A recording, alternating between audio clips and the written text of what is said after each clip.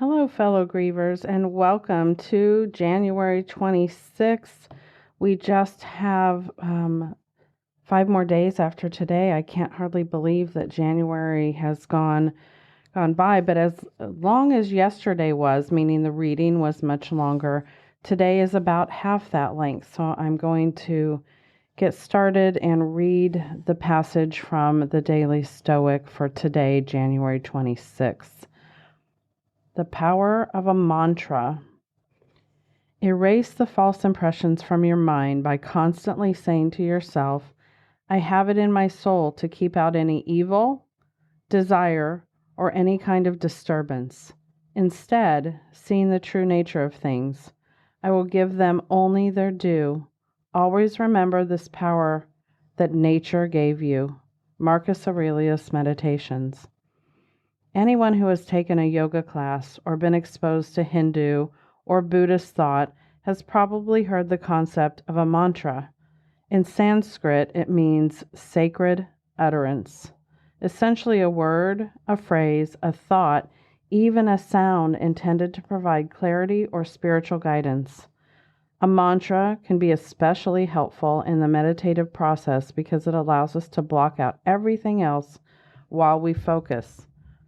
It's fitting then that Marcus Aurelius would suggest this Stoic mantra, a reminder or a watch phrase to use when we feel false impressions, distractions, or the crush of everyday life upon us. It says, essentially, I have the power within me to keep that out. I can see the truth. Change the wording as you like. That part is up to you. But have a mantra and use it to find the clarity that you crave. So, as we think about this being January, this one rang so clear to me in the fact that it reminds me of the fact that I use a word of the year every year. And yes, we could break that down.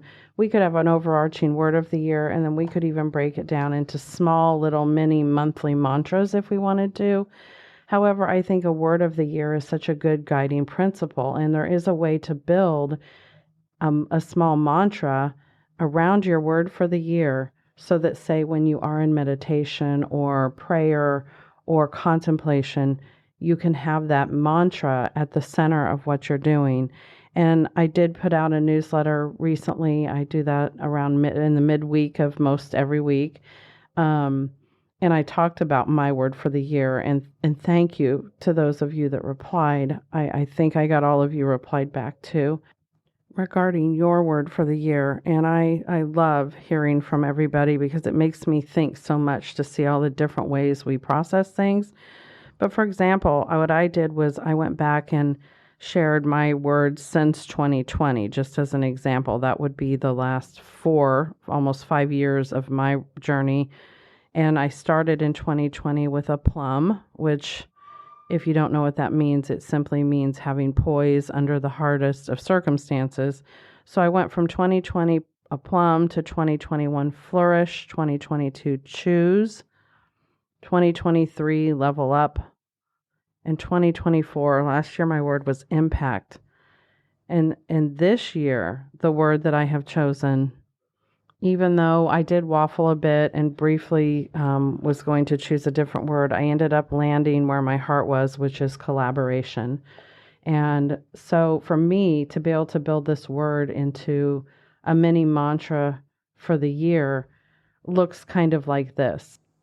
I will continue to seek out and create ways to collaborate with fellow grievers and healers only for the higher good of myself and the community of grievers that I serve. So I hope that helped illustrate how we can take a word and simply make a mantra, and how having a guiding principle, especially when we're sitting down in prayer or contemplation, can really be helpful in guidance of our thoughts. Until tomorrow, fellow grievers, talk soon.